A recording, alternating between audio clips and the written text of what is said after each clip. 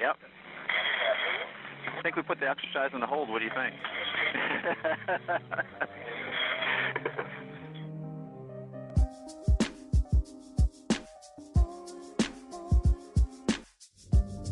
At 7:59 a.m., American Airlines Flight 11 takes off from Logan Airport.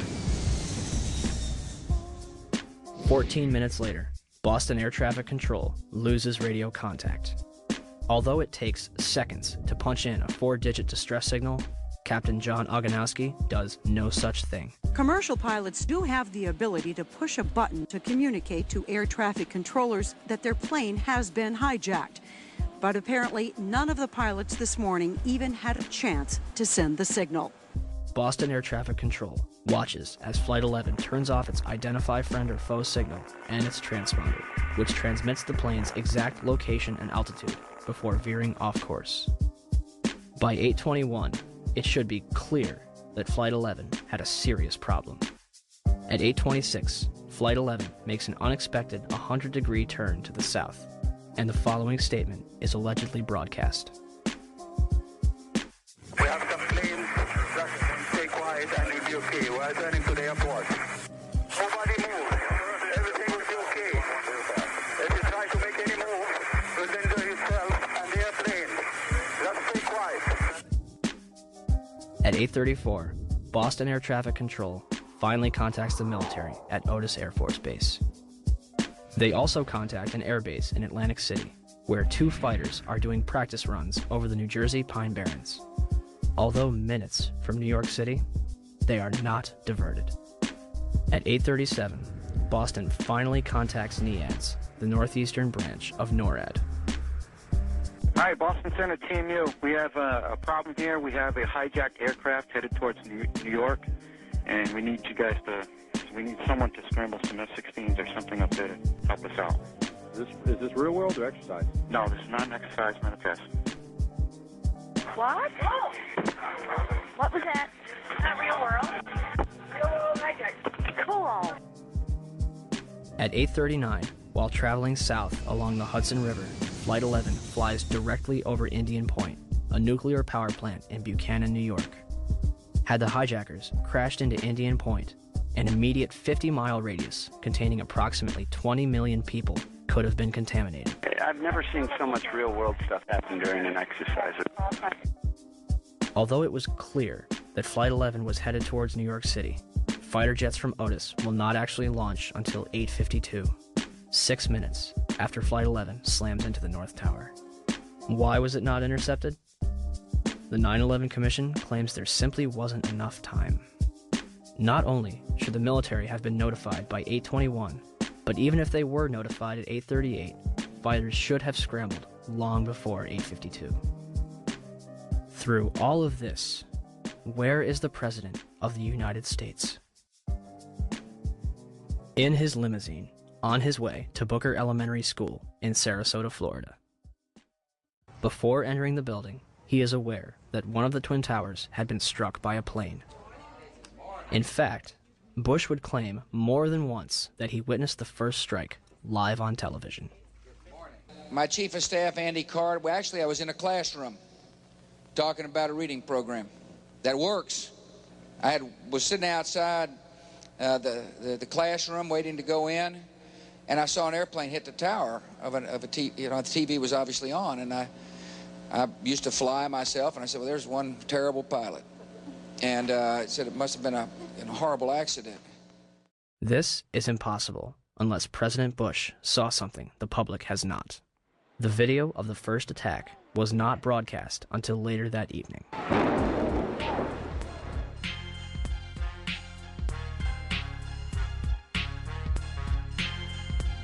At 8:13, United Airlines Flight 175 takes off from Logan Airport. At 8:42, it makes a drastic turn off course. According to NORAD's initial press release, they were notified at 8:43 that Flight 175 was hijacked. The 9/11 Commission will deny this entirely. At 8:47, Flight 175 turns off its transponder for 30 seconds and then turns it back on using a different signal. Already drastically off course, it makes a complete U-turn towards New York City. 15 minutes before impact, it should be clear that Flight 175 is in distress. This is what I got. You hear about that input about Possible news that 737 just hit the World Trade Center. This is real world. And we're trying to confirm this. Okay, continue taking the fighters down to the New York City area, JFK area as best as you can. Just do what we got to do, okay? Just press with us. It looks like this guy could have hit the World Trade Center. Nasipany clearly sees a threat and not only sends the fighters to New York City, but mentions the World Trade Center. NORAD will later claim that they are unaware of Flight 175's situation until it crashes into the South Tower. Cannot remember. 2 planes? He was in Whiskey 105. Get the fuck out. I think this is a damn impressive. Jet fighters are still 60 miles away. And at that point, they said the second aircraft just hit the World Trade Center. That was news to me. I thought we were still chasing American 11. 3 minutes after the impact of Flight 175, Chief of Staff Andrew Card leans into President Bush's ear, whispering for a few seconds and walking away. President Bush continues to listen to My Pet Goat. Despite the fact that both of the Twin Towers had been hit, and another plane was in the air and suspected to be hijacked, he will remain at the school for an additional half hour, broadcasting a national speech from the library at 9:30. How could the Secret Service allow this?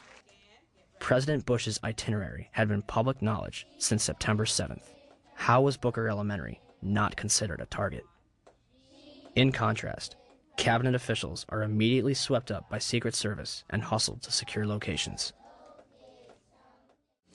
My Secret Service agents came in, and they, under these circumstances, they just move. They don't say, sir, or ask politely. They came in and said, sir, we have to leave immediately, and grabbed me and hoisted me up and moved me very rapidly down the hallway, down some stairs, through some doors, and down some more stairs into an underground facility under the White House.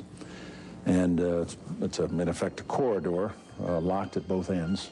And they did that because they'd received a report that an airplane was headed for the White House. Okay, we're also lost American 77. Okay, 77. American we're looking for person ahead. At 8:21, American Airlines Flight 77 takes off from Dulles International Airport. At 8:50, Air Traffic Control loses radio contact near the Kentucky-Ohio border, and 4 minutes later, it begins turning off course. Flight 77's transponder shuts off and disappears completely from radar. Indianapolis flight controllers begin notifying government agencies that Flight 77 is missing and possibly crashed. Yet, they do not notify the FAA or NORAD. 3 F-16s from Langley Air Force Base, 165 miles from the Pentagon, finally go airborne at 9:30. They are accidentally directed over the Atlantic Ocean and will not reach Washington, D.C. for another half hour. Had the fighters from Langley traveled less than half full speed in the right direction, they would have reached the Pentagon before it was struck. And in terms of what motivated me to bring all the aircraft down, as you see one thing happen, that's an accident. When you see 2 of the same thing occur, it's a pattern. But when you see 3 of the same thing occur, it's a program. And so at that point, I decided to bring all the aircraft down. And so, at 9:45, all airborne planes were forced to land. This order applied to all civilian aircraft. Certain military planes were allowed to remain airborne. By 12:16 that afternoon, the FAA managed to ground over 4,000 planes without incident.